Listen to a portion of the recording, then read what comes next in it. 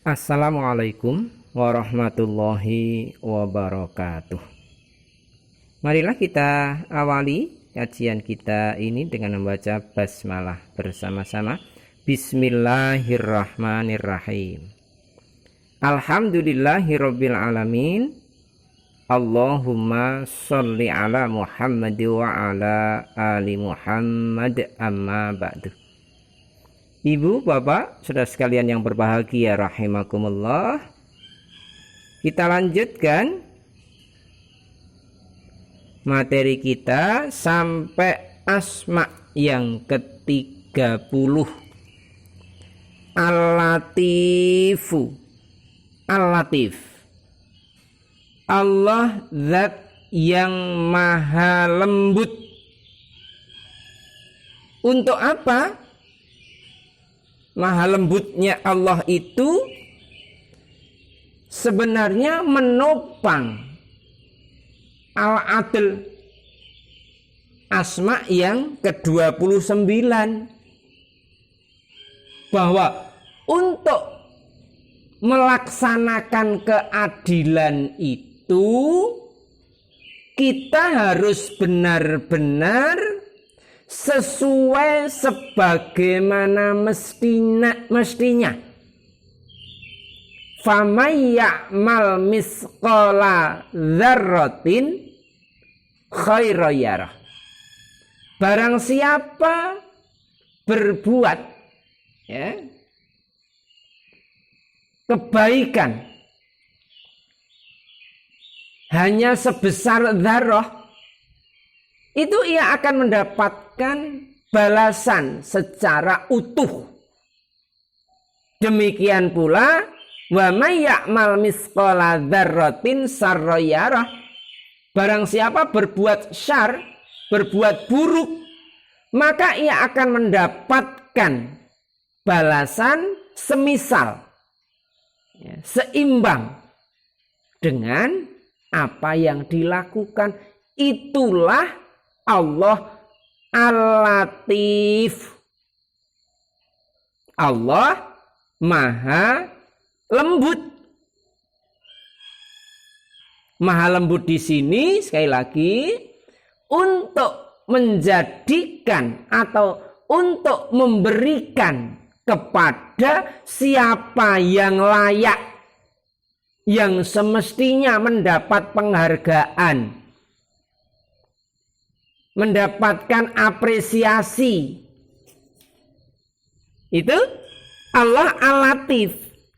Maka sesungguhnya yang terpenting bagaimana ketika kita sudah mengenal bahwa Allah itu Al-Latif, kita sebagai orang yang beriman akan semakin semangat. Semangat apa? Menegakkan kebenaran. Semangat apa? Semangat berjuang di dalam kemuliaan. Kita dalam rumah tangga juga demikian. Pastikan kita sebagai suami tegak di dalam kebenaran. Pastikan sebagai istri tegak di dalam kebenaran. Pastikan sebagai orang tua tegak dalam kebenaran. Pastikan sebagai anak juga tegak di dalam kebenaran. Maka kita bersama-sama. Sebagai seorang ibu biasanya lebih teliti.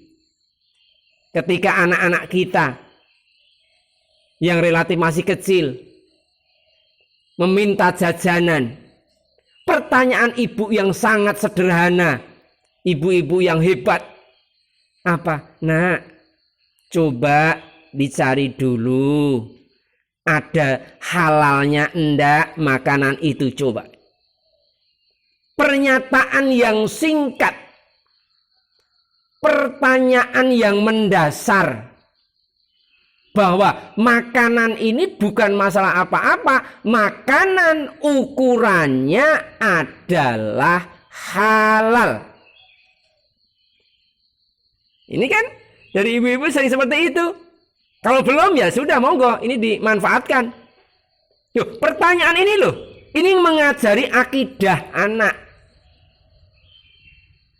Ketika suami bapak memberikan uang yang lebih dari biasanya, ibu menanyakan karena apa? Ingin menegakkan kebenaran. Bapak, mohon maaf, ini kok lain dari biasanya. Ini uang apa? Coba. Pertanyaan yang begitu mendasar ini Al-Latif. Allah Maha Lembut. Kita juga saringan kita diperkecil. Biar apa? Biar benar-benar lembut. Ini adalah praktek kehidupan. Jangan dibalik ya. Besok lagi ya Pak. Oh, bukan apa-apa. Digenahnya dulu. Menggenahkan ini loh. Ya, menggenahkan ini loh ya. Mencari tahu yang lebih, yang semestinya itu genahke. Ini adalah prinsip yang harus dipegang erat oleh seorang ibu sebagai menteri keuangan dalam rumah tangga, pengatur segalanya. Ya, cukup ya pengaturan oleh ibu, nggak cukup. Ya bagaimana ibu harus menahan kemarin. Menahan apa? Kan sudah ada kemarin ya. Bahwa bagaimana kita Al-Qabid, Allah Maha Pengendali, menahan apa yang semestinya keluar, seberapa yang semestinya keluar, dan mana yang bahkan mungkin tidak boleh keluar. Itu namanya menahan, mengendalikan. Dan inilah di tangan ibu-ibu yang hebat. Ibu-ibu yang solihah ini, dunia ini akan berkembang menjadi negara yang jaya, negara yang adil, negara yang makmur. Karena apa? Karena tegak kebenaran. Ibu, bapak, saudara sekalian yang berbahagia, monggo ya. Kita langsung memahami sekali lagi, ketika kita mengenal asma Allah, itu bukan hanya untuk mengenal. Setelah dikenali, jawablah dengan sikap. Kalau Allah Maha Lembut, berarti kita semakin semangat. Apapun keadaannya, kita harus tetap semangat. Karena apa? Tidak ada yang disia-siakan. Tidak ada sesuatu yang mubazir. Semuanya, ya, semuanya akan diberikan oleh Allah balasan yang semestinya. Maka dalam surah Asy-Syura, ya, Allahu latifum bi'ibadihi yarzuqu mayyasha wa huwal qawiyul aziz. Allahu latifun. Allah itu maha lembut bi'ibadihi terhadap hamba-hambanya. Semua disaring, semua dieksekusi, semua akan diberi balasan. Dasarnya Allahu latifun. Allah zat yang maha lembut. Yarzuqu mayyasha. Dia akan memberi rezeki kepada siapa yang dikehendaki berdasar atas alatifnya Allah. Maha lembut. Sehingga gak usah khawatir. Selama kita masih hidup, maka Allah akan jamin rezeki itu. Akan jamin rezeki itu. Nah itu kok kalau nggak punya sarana untuk beli makanan, namun kan tetap dikasih. Apa? Nafas? Nafas itu juga rezeki. Nah, disinilah yang membedakan. Mengapa kamu tidak diberikan kebutuhan? Karena kamu malas. Malas. Hidup ini agama, bukan bancaan. Kalau bancaan beda. Maka saya sering matur itu. Beragama itu adalah perjalanan proses kehidupan. Berproseslah, kamu akan mendapat. Apa yang didapat sesuai dengan perjuangan. Semakin besar perjuangan kita, semakin banyak yang kita dapatkan. Allah tidak akan mengubah nasib kecuali orang tersebut mengubahnya secara nyata.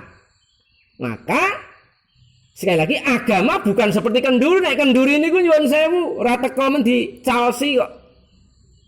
Ora niki digandul kene kok. Niki titip untuk si fulan lho ngeten niku.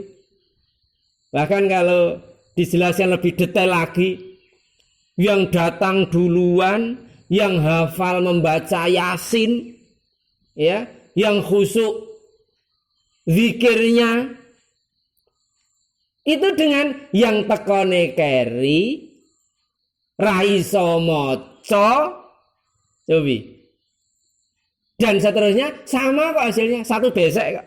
Inilah yang membedakan. Maka Allah Al-Latif. Untuk apa?